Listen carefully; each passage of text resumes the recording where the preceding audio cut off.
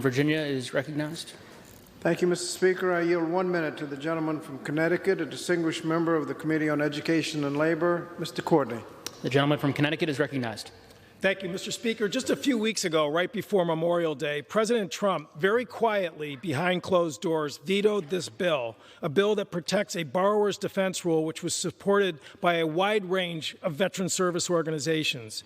For years, young veterans who sought an education after serving their country have been targeted by for-profit rip-off education factories that swallow up their GI benefits and then pile on new student loans.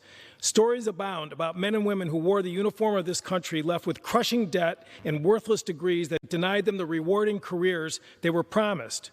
Although many today are entitled to loan forgiveness, the Department of Education under Secretary Betsy DeVos has willfully made this process as onerous as possible.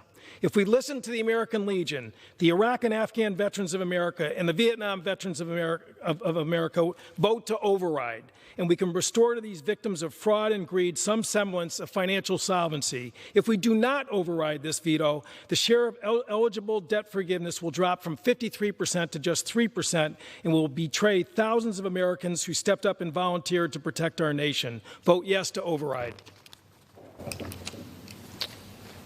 The gentlewoman from